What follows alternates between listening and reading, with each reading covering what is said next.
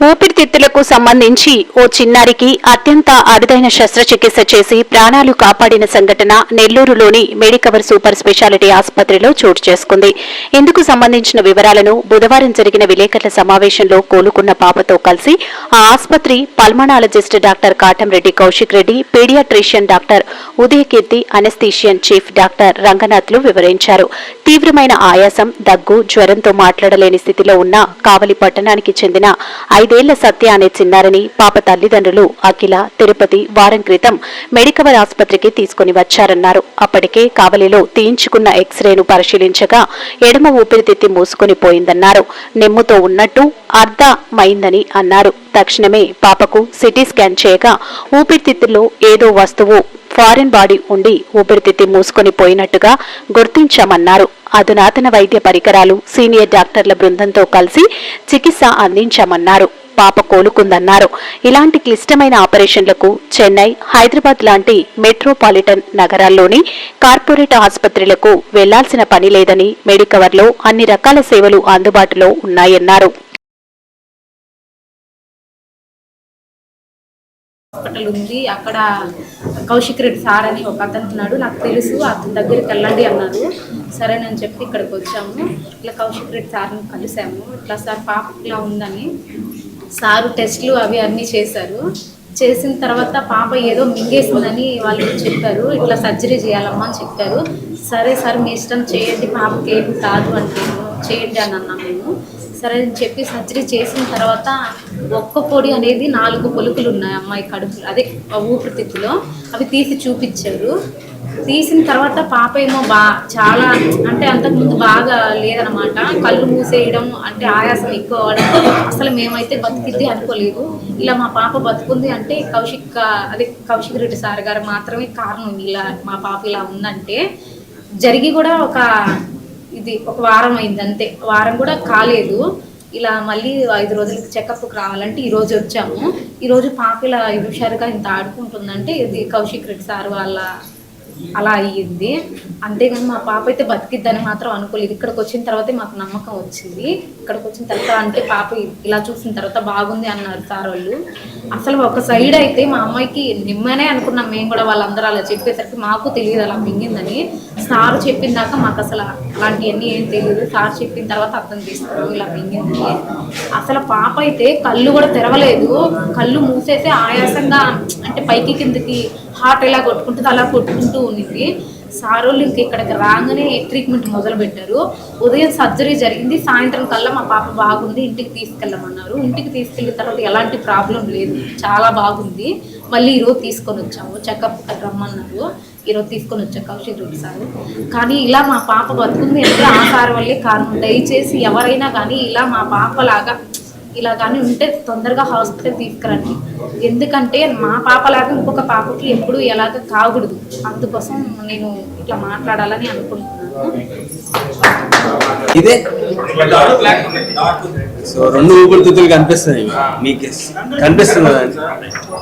అదొకటే చూసారంటే మనకి రైట్ సైడ్ ఊపిరితిత్తులు ఓపెన్ అయింది, లెఫ్ట్ సైడ్ ఊపిరితిత్తులు ఓపెన్ అయింది. సో ఇది ఎక్స్రే అండి. సో ఇది foreign body. Okay okay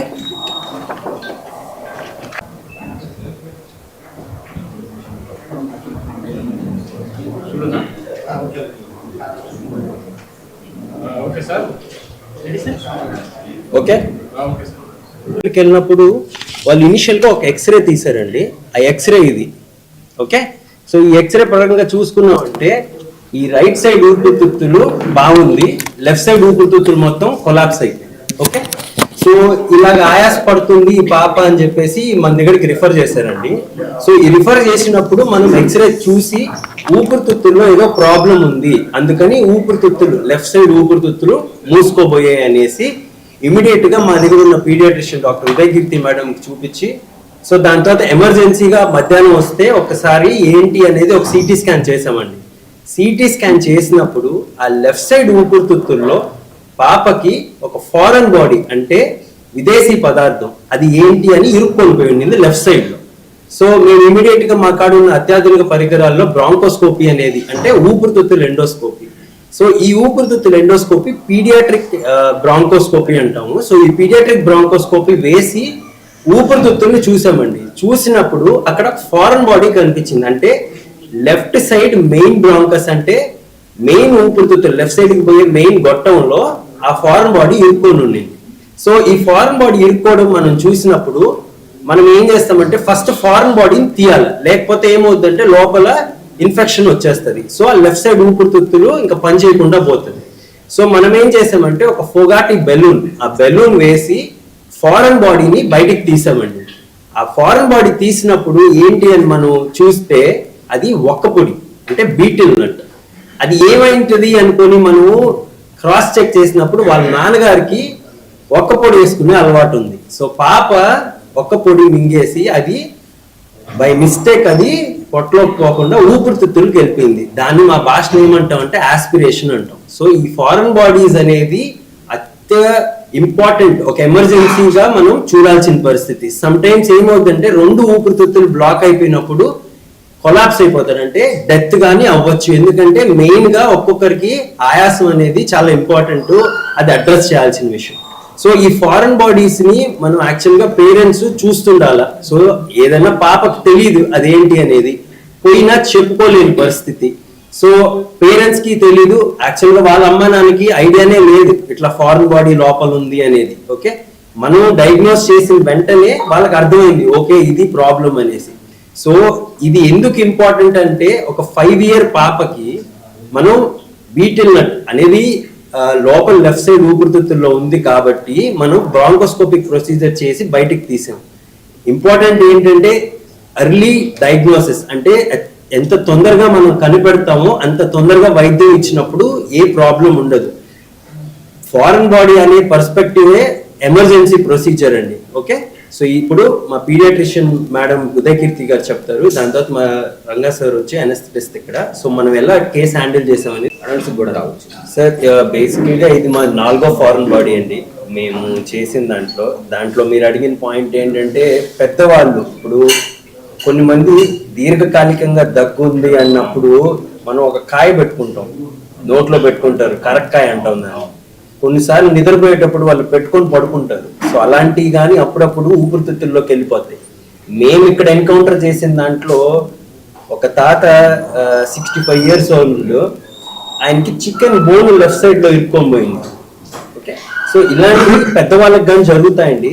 simple గా తీసాము, సింపుల్ గా పాప బాగుంది, అదొక్కటే మాకు. ప్రొసీజర్ చేయాల్సి వస్తుంది, అంటే ఒక 2 hours ప్రొసీజర్ చేయాల్సి రావడం అంటప్పుడు వాళ్ళకి అనస్థీషియా ఇవ్వడం అనేది చాలా ఛాలెంజింగ్.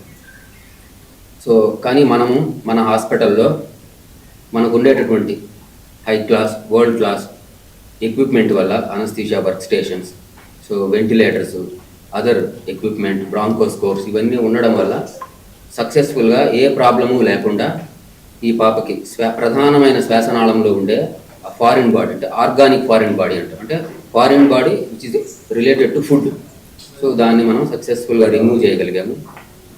ఆపరేషన్ అయిన తర్వాత కూడా ఈ పాపని ఒక 12 to 54 hours ఐసీయూలోనే పెట్టుకున్నాము. కాస్ట్తో కూడుకున్నది, కానీ మనం ఇక్కడ వాళ్ళ ఫైనాన్షియల్ స్టేటస్ని దృష్టిలో పెట్టుకొని మనం చాలా తక్కువగా వాళ్ళకి అఫోర్డబుల్ ప్రైస్లోనే మనం సక్సెస్ఫుల్గా చేసాము. So hospital Medicover hospital Nellore మేనేజ్మెంట్కి ఈ విషయంలో మేము కూడా చాలా కృతజ్ఞతలు.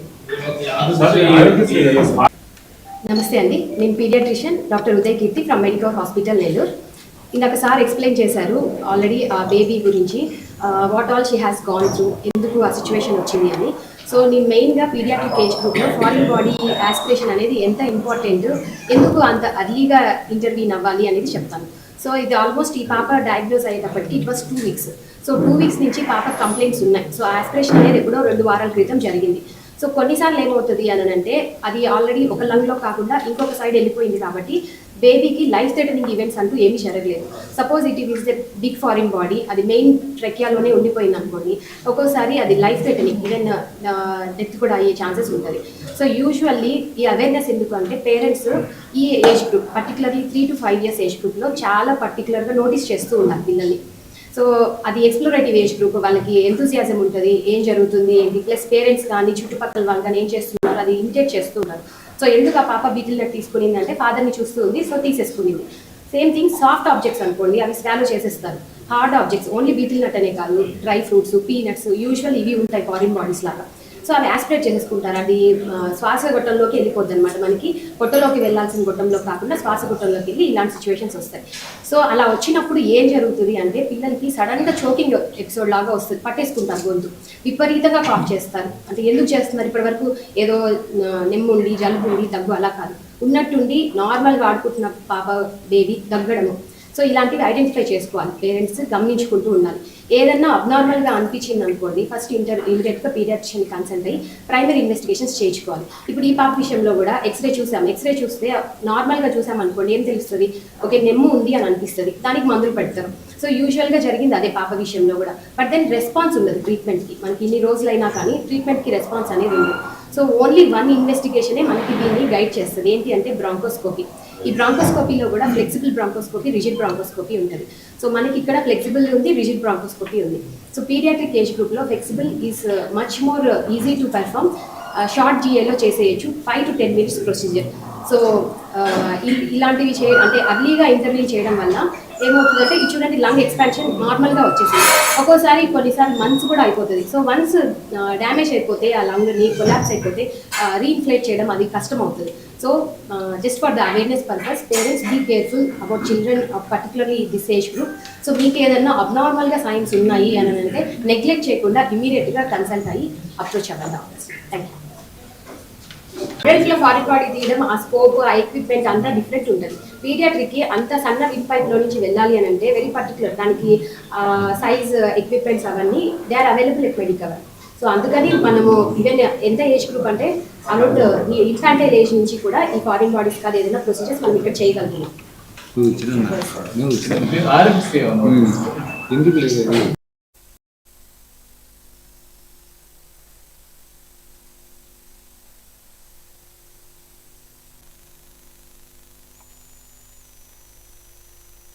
మరెన్నో వీడియోల కోసం మా ఛానల్ను సబ్స్క్రైబ్ చేసుకొని పక్కనే ఉన్న బెల్ ఐకాన్ని యాక్టివేట్ చేసుకోండి.